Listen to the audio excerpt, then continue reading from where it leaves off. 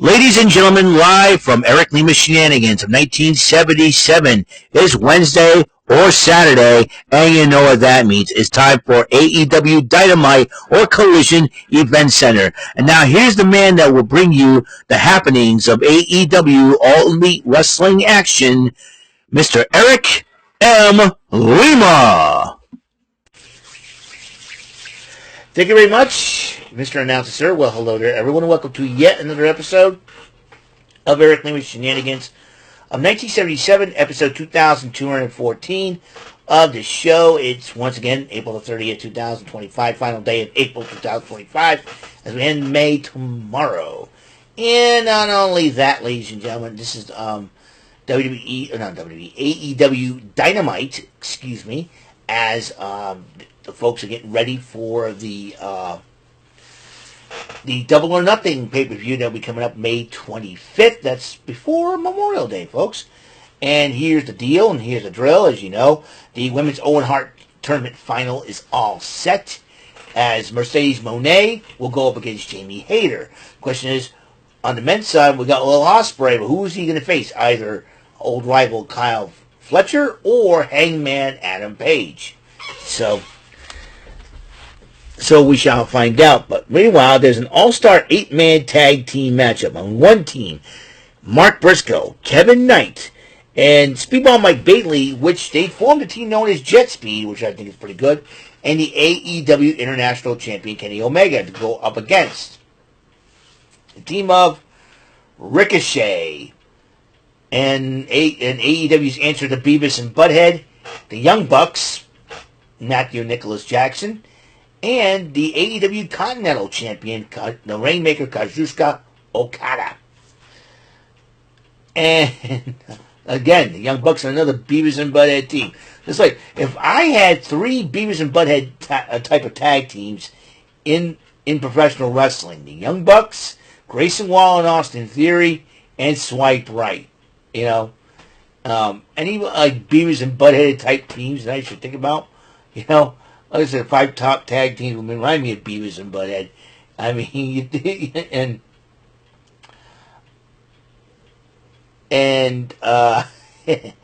I figured, you know, this was crazy.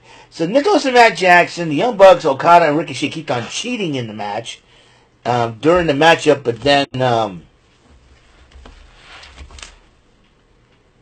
and in the end, Ricochet, the Bucks, and Okada ended up winning the stupid match.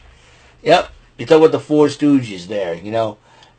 And if the Elite consists of the Young Bucks and Kazuchika Okada, that's like the Elite Stooges, the 3 Stooges, Mo, Larry, and Curly.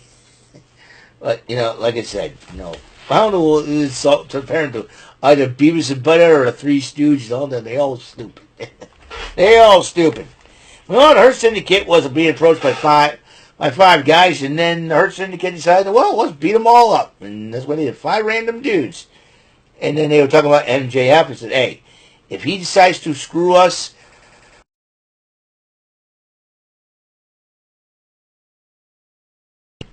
meanwhile, the trios matchup, MVP was talking about MJF. If he screws them, they'll hurt him like he's never before. The Hurt Syndicate. Not the Hurt Syndicate. Yeah, I already mentioned the Hurt Syndicate. I'm getting tired, folks. It's 11:15. Trios match of the Ops, the World Trios Champions, Samoa Joe, Katsuyori Shibata, and Powerhouse Hobbs went up against the team of Red Titus, Nick Comoroto, and Miles Hawkins. The Ops easily won the matchup. And then the Death Riders decided, let's attack them because they're big crybabies. So the Death Riders decided to blindside them. And then, as Samoa Joe put John Moxley to sleep, Claudio Castagnoli hit Katsuyori Shibata with a chair the same way Hook got hurt. Let me tell you something right now. John Moxley's no champion to me. I don't care if he's recognized as champion. I'll tell you why. A true champion puts his belt over his shoulders, shows up his title around his waist, not hiding in some briefcase guarded by a former UFC female fighter reject. I mean, And Marie Shafir, I hate to say it, she has no personality whatsoever. I thought she was cute, but I'll tell you what, she got married to Roderick Strong, that's fine. Well, at least Roderick Strong's got a personality. Marie Shafir has completely got none. I don't know what is up with her. Yeah, she's a former UFC fighter, and she wants to make her mark in professional wrestling. I get it, okay? But woman rarely even smiles. And decided to be the guardian of the championship. Is there really a championship beside that briefcase? John Moxley's an idiot. He's not a real champion to me. He maybe recognizes the AEW World Heavyweight Champion. Well, let's face it, folks. A real champion holds the belt over his shoulder or around his waist to show it off that he's the champion. Like I said, not hiding in some stupid briefcase guarded by a former MMA female fighter who's got no freaking personality. Come on. Marie Shafir makes Steve Blackman look like he has a personality. Goodness sakes. Anyways, Marie Shafir makes Dr. Rick look like he has a personality. You see this progressive career wrestler, Dr. Rick? He acts like he's got no personality. I'm gonna make him. I'll become your parents. Why make us have no personality? Yeah. Moxley, be a man. Show off the title, will you? Be proud of your. If you're proud of being AEW World Champion, instead of holding it in some stupid briefcase. In fact, if I had my way, I would have grabbed the briefcase, cracked it over Moxley's head, grabbed the belt out of it, busted open, grabbed the belt out of it, and Marie Shafir tries to get in my way of that, pie face her to the ground. Or throw an actual pie in her face and said, clean yourself up. So, yeah. But then after the attack, Joe was about had enough and said, you know what? Every time you and I want to fight, you run away like a you-know-what. So I'm challenging you to a steel cage so you can't run or hide for the title. So, and Renee Paquette has been busy. She did a sit-down interview with Mercedes Moné, and she's determined to become the AEW Women's World Champion. And also, she was interviewing the Patriarchy about Nick Wayne being Ring of Honor Television Champion and going into his Best of Super Juniors until Jay Lethal interrupts him and challenges him to a match later on the show tonight. So, and Christian Cage says he accepts. So, then the world's title eliminator matchup: the lovely, the gorgeous, curvaceous, babylicious, the angelic Aussie herself, Timeless Toni Storm, went up against Miyu Yamashita in a women's title eliminator match. And even Yamashita was kicking Toni Storm in the butt during the matchup as well. And Luther had to step in, but then she got a kick, and then Luther got a kick for her troubles. Come on, just let the ladies wrestle, Luther. I know you're there to be Toni Storm's personal butler, but he's like, don't do it. She kicks him instead. Too funny.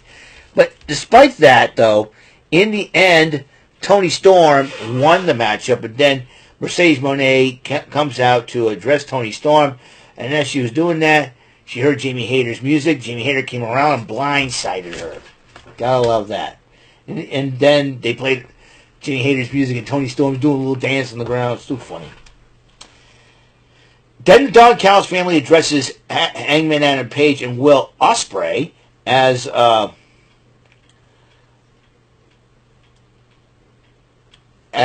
this coming Friday night this Saturday night on Collision. Josh Alexander will go one-on-one with Brody King. That's going to be a heck of a fight.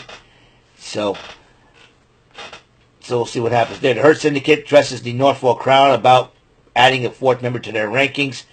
MVP calls out MJF to join them in the ring. And MJF comes out, does a little sucking up, running his mouth. So MVP and Shelton Benjamin gave him the thumbs up. Bobby Lashley still don't like him. And then MJF started snapping at Bobby Lashley because I'm sick of your crap. What's going on? And then Bobby Lashley grabs him. And he said, prove to me you can hurt somebody. I I think Bobby Lashley has forgotten that the MJF was a world heavyweight champion. He didn't get there by being soft, you know. So if I were you, Bobby Lashley, I would put it. If I was kind of had my reservations of having MJF a part of the group, I could have gone. You know what? You're okay in my book, but nobody can trust MJF. Nobody. I think Bobby Lashley may be on to something. And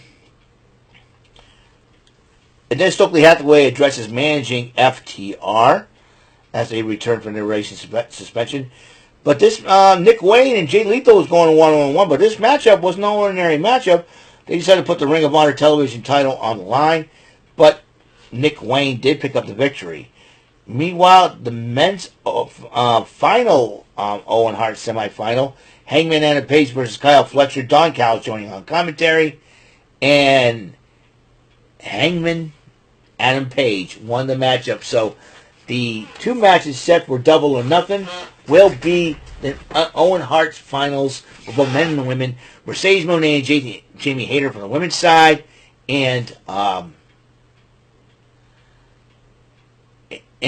men's side, Hangman Adam Page and Will Ospreay. We'll see what happens there. Well, before I conclude this video, I want to thank everybody for supporting my channel, of course, and thank you for all having fun. Tomorrow we got Pressure Luck, Rant and Rave. We got TNA Impact, the fallout from Rebellion. It's going to be a doozy, ladies and gentlemen. So that is all the time we have on this episode of the show. Thank you for tuning in. And until the next episode comes rolling around, Mr. Announcer, take us home. That is all for today's episode of the show. This is Mr. Announcer speaking for Eric Lima Shenanigans of 1977. A Big Beefy E and do it for Bob Saget production, and in association with a Raving Bull for 3000 Telepictures and Distribution. Thank you for watching another episode of Eric Lima Shenanigans of 1977. See you later on the next episode of the show. Goodbye for now.